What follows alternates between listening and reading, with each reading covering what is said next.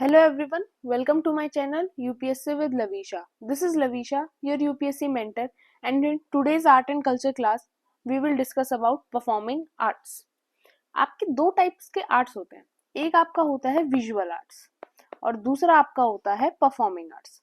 अब दोनों में डिफरेंस क्या होता है कि जब हम विजुअल की बात करते हैं तो उसमें हम इंक्लूड करते हैं हमारी पेंटिंग्स को, हमारे स्कल्पचर को और जो भी कोई भी टाइप की विजुअल रिप्रेजेंटेशन हो उसको। और वहीं जब हम परफॉर्मिंग आर्ट्स की बात करते हैं तो हम उसमें इंक्लूड करते हैं हमारा music, dance, acting, drama, theatre, puppetry, martial arts, इन सभी आर्ट्स को इंक्लूड करते हैं। अब आपको भी पता है कि आर्ट हमारी लाइफ में कितना इम्पोर्टेंट है।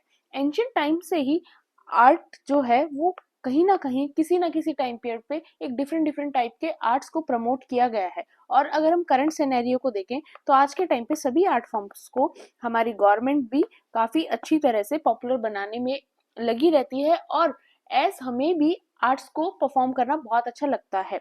बिकॉज कोई भी चीज को अगर हम आर्ट की हेल्प से समझते हैं तो वो हमारे लिए बहुत ईजी हो जाती है।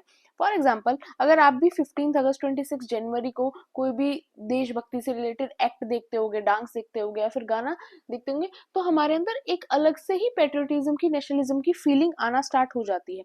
जितनी इजीली हमें कोई स्टोरी या फिर कोई भी बात आर्ट, म्यूजिक से, डांस से समझ में आती है, उतनी अगर हम नॉर्मली बात करें उससे नहीं आती है। तो आर्ट एक बहुत अच्छा तरीका होता है अपने इमोशंस को शो करने का, अपनी बात को बताने का, किसी भी मैसेज को अवेयरनेस फैलाने के लिए, किसी भी मैसेज को स्प्रेड करने के लिए। तो आज हम उसी आर्ट्स फॉर्म की कुछ बेसिक चीजों को डिस्कस करेंगे। अगर हिस्टोरिकल पैट्रोनेज की बात करें आर्ट्स के अंदर, तो हमारे वैदिक टाइम से ही आर्ट्स को प्रमोट किया जा रहा है। वैदिक पीरियड के अंदर हम भी देखेंगे तो भी हमें काफी ऐसे एविडेंसेस मिलते हैं जिससे हमें पता चलता है कि यस, वैदिक पीरियड के अंदर भी म्यूजिक एग्जिस्ट करता था। और उसी टाइम से म्यूजिक, सबसे पहले कौन सा आर्ट आया था आपका? म्यूजिक। सबसे पहले जो एक पेट्रोनेज मिली थी वो सबसे ज्यादा म्यूजिक को मिली थी। फिर आपका जो गुप्ता टाइम पीरियड है जिसको हम गोल्डन एज भी कहते हैं, हमने उसमें भी डिस्कस किया कि काफी तरह के आर्ट्स को प्रमोट किया गया। फिर आपकी पल्लव डायनेस्टी, चोला डायनेस्टी, विजयनगर डायनेस्टी और काफी मेडिवल डायनेस्टीज ने डिफरेंट डिफरेंट आर्ट फॉर्म्स को काफी ज्यादा प्रमोट किया। एंड एक मुगल एरा ऐसा था जिसके अंदर सभी आर्ट फॉर्म को एक लेवल अप प्रमोट भी किया गया और सभी आर्ट्स को एक रिकॉग्नाइजेशन भी मिली। जैसे कि आपने मुगल के टाइम पे, आपने अकबर के टाइम पीरियड पे हमने तानसेन का नाम सुना, जो एक म्यूजिक एक्सपर्ट थे। जब वो राग गाते थे, अगर वो मेघ राग गाते थे तो बारिश होने लगती थी, अगर वो अग्नि राग गा रहे हैं तो फिर आग जलने लगती थी, इतना उनका ऑरा था। वैसे ही जब हम जहांगीर, शाहजहां के टाइम पीरियड पे देखते हैं तो काफी ज्यादा पेंटिंग्स को, विजुअल आर्ट्स को काफी ज्यादा अवेयरनेस हुई, एक रिप्रेजेंटेशन मिली और एक स्कल्पचर आर्ट को भी काफी ज्यादा एक रिप्रेजेंटेशन मिली। अब बात करते हैं कॉन्सेप्ट क्या है आर्ट्स का, उसके बारे में हम थोड़ा सा बात करते हैं। कॉन्सेप्ट सिंपल है। आर्ट क्या है? एक एक्सप्रेशन है, एक ह्यूमन माइंड की क्वालिटी है जिसको वो इमोशन से शो करता है। चाहे वो पेंटिंग्स बनाकर शो करे, चाहे वो बॉडी की मूवमेंट करके, डांस करके शो करे, या फिर वो म्यूजिकल नोट्स को गाकर शो करे। एक टर्म होती है रस, रसाल बोलते हैं, वैसे नॉर्मली इसको रस बोला जाता है। अब रस क्या होते हैं? अगर आपने कभी 9th-10th के अंदर भी हम हिंदी ग्रामर के अंदर रस की स्टडी करते हैं, उसमें क्या होता है कि डिफरेंट इमोशंस के लिए एक डिफरेंट डिफरेंट वर्ड यूज किया जाता है। डिफरेंट इमोशंस को आप किसी भी तरीके से सिंबलाइज करते हो उसको रस कहते हैं। नॉर्मली हमारे 9 टाइप ऑफ रस माने जाते हैं। आपका हास्य रस होता है जो लाफ्टर होता है, श्रृंगार रस होता है जो लव और ब्यूटी को शो करता है, करुणा रस होता है जो आपके सोरो, जो आपके दुख के इमोशंस होते हैं उनको शो करता है। इस टाइप से आपके रस डिवाइड होते हैं जिनको हम अलग अलग आर्ट फॉर्म्स को यूज करके इन सभी फीलिंग्स को एक्सप्रेस करते हैं। अब विजुअल क्या होता है, परफॉर्मिंग क्या होता है, ये हमने डिफरेंशिएशन देख लिया। अब हम देखते हैं कुछ उन हिस्टोरिकल टेक्स्ट को जिनके, जहां से आर्ट की शुरुआत हुई और जिनके बारे में सबसे पहले आर्ट फॉर्म्स के बारे में लिखा गया। उनमें सबसे इंपॉर्टेंट है नाट्य शास्त्र, जिसके ऑथर कौन थे? भरत मुनि, जिन्होंने 2nd सेंचुरी BC के अंदर इस टेक्स्ट को लिखा। और इसके अंदर सबसे ज्यादा ध्यान किस पर दिया? म्यूजिक पर। और साथ में इन्होंने डांस के बारे में भी लिखा कि डांस एक्चुअल में है क्या। उसके बाद बृहदेशी, जो एक मतंगास का वर्क था, जिन्होंने 8th और 9th सेंचुरी के अंदर पहली बार जो राग्स थे उनको कंबाइन किया और उनको साथ में डिस्क्राइब भी किया। जैसे उन्होंने लिखा मेघराग और उसको डिस्क्राइब किया कि एक्चुअल में मेघराग है क्या।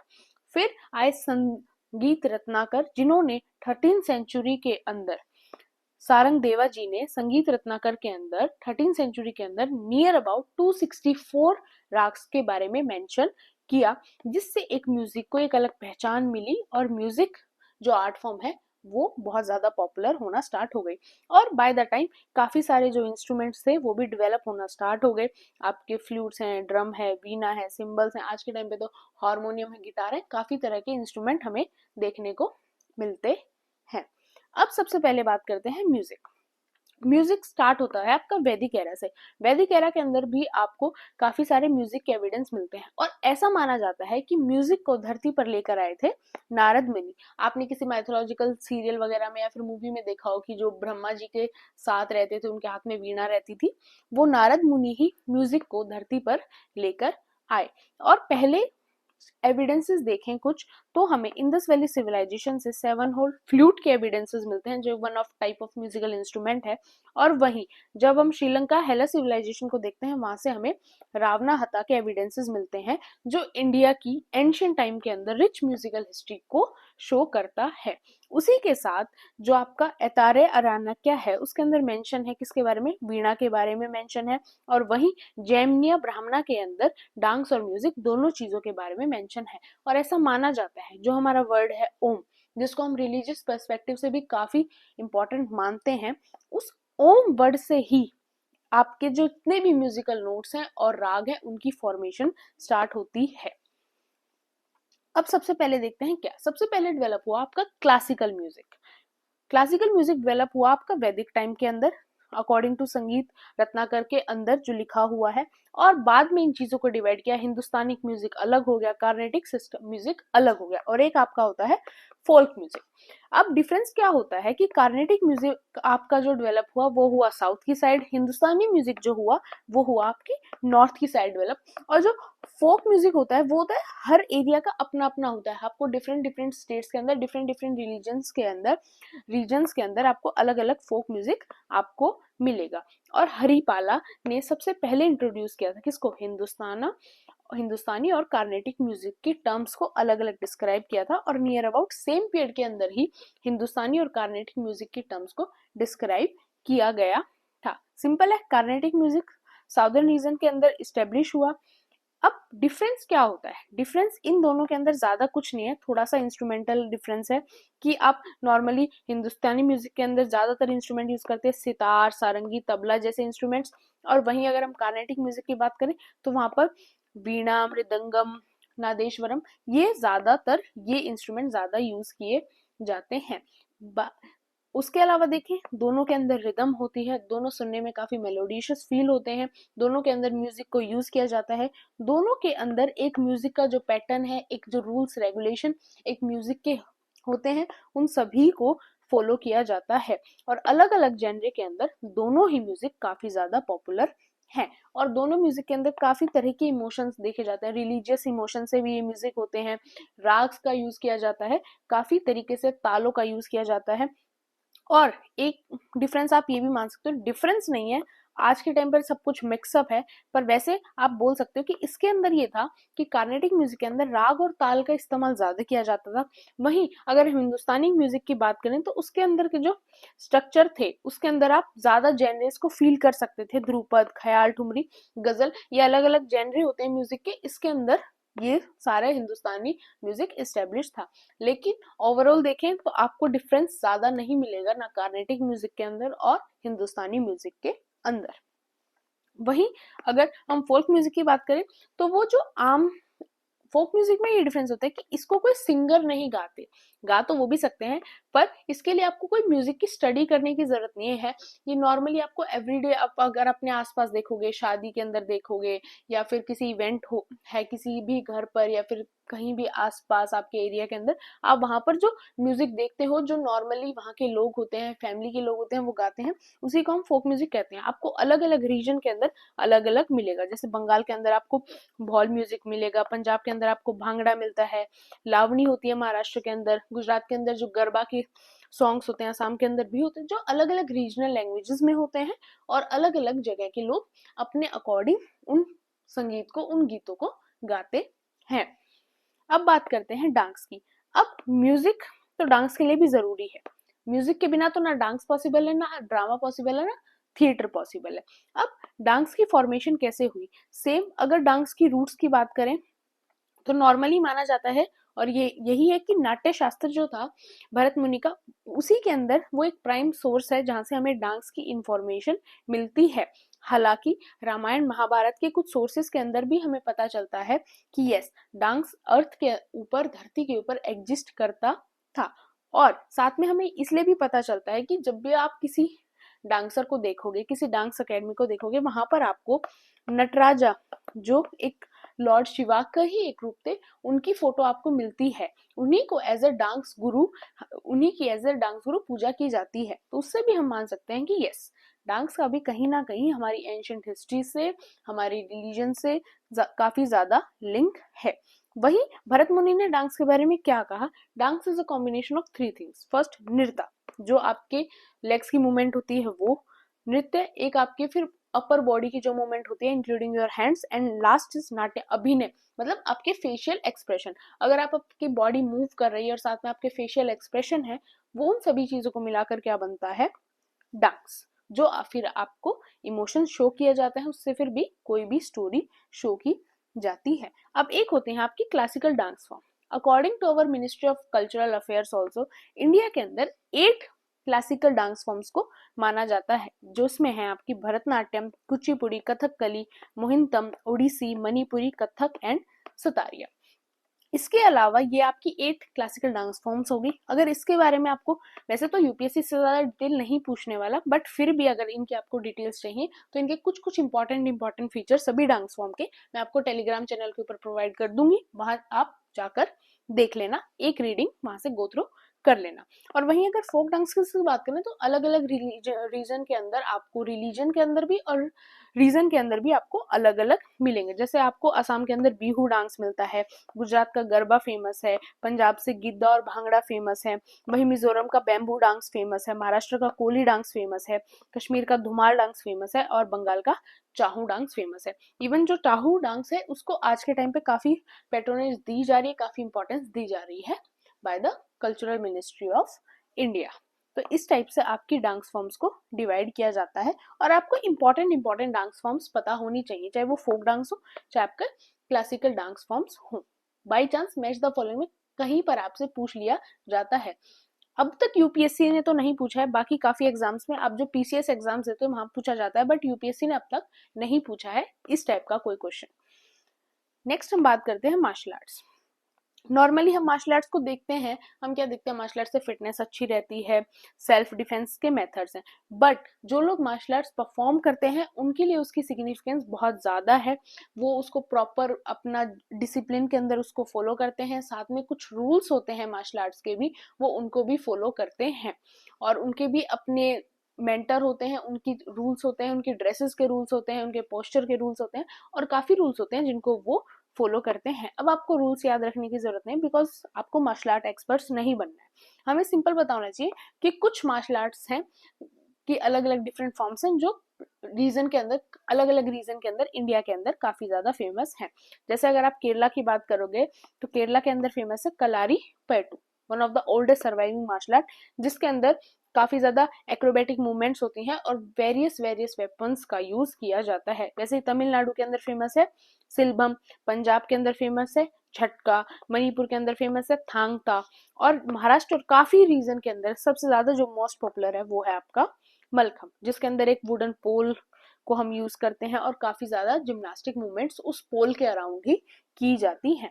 और आज के टाइम पे ये सारी मार्शल आर्ट्स टेक्निक्स आपके डांस फॉर्म्स के अंदर भी यूज होती हैं। अगर आप कोई डांस रियलिटी शोज देखते हो तो वहां भी आप देखोगे कि सारी चीजों को डांस के अंदर भी काफी ज्यादा आज के टाइम पीरियड के अंदर यूज किया जाता है। अब बात करते हैं पपेट्री। पपेट्री एक एंशियंट फॉर्म है, एक एंटरटेनमेंट का पार्ट भी है कि यस, अगर आप कोई पपेट शो देख रहे हो तो आपको एंटरटेनमेंट होगा, आपका टाइम पास होगा, आपको अच्छा फील होगा। साथ में हर पपेट्री शो की एक अपनी स्टोरी लाइन होती है, चाहे वो कोई रिलीजियस पर्सपेक्टिव हो, चाहे वो रामायण महाभारत की स्टोरी उसके अंदर बताएं, या फिर कोई और मोटिव उस पपेट्री का हो सकता है, चाहे वुमेन एम्पावरमेंट की बात हो या फिर कोई और एविल है सोसाइटी के अंदर, उससे रिलेटेड हर पपेट्री शो की एक स्टोरी लाइन भी साथ में आपको मिलती है।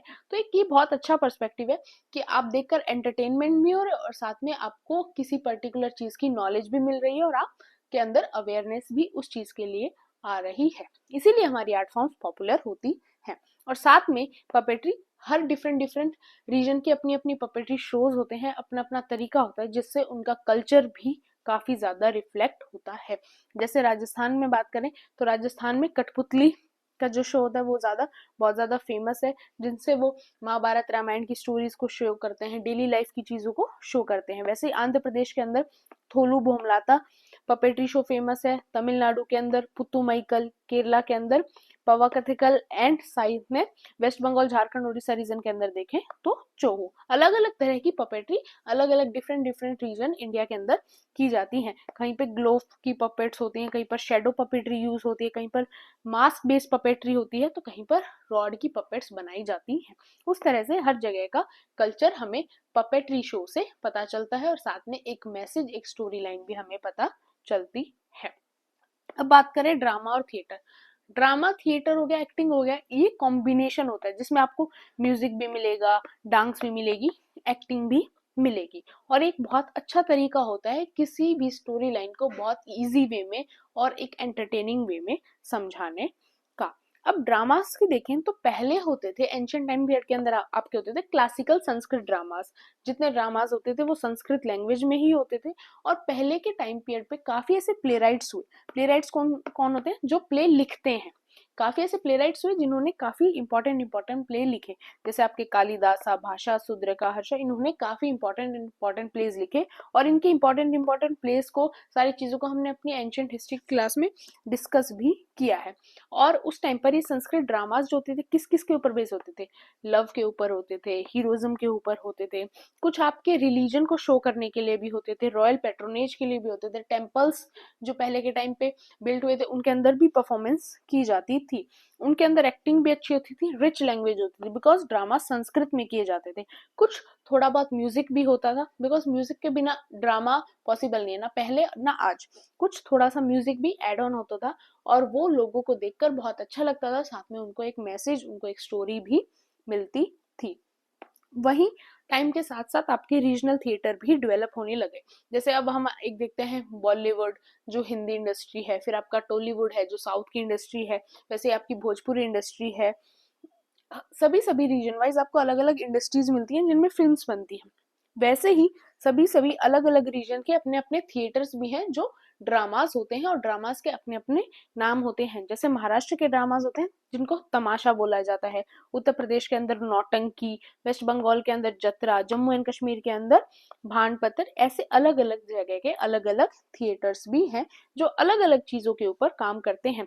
जैसे आपके तमिलनाडु का तमिलू है, वो किसके ऊपर है? वो एक स्ट्रीट थिएटर है जो सोशल और पॉलिटिकल थीम्स के ऊपर ड्रामास बनाते हैं और फिर गलियों में जा जाकर उन ड्रामास को करते हैं, जिनसे एक स्टोरी बनती है, लोगों को कुछ चीजें, कुछ मैसेज मिलता है और उनको एक बहुत कॉम्प्लेक्स बात जो आप किसी को नॉर्मली स्पीच से बताते तो उनको समझ नहीं आती, वो ड्रामा के थ्रू एज एक्सपीरियंस कर उनको समझ में आ जाती है।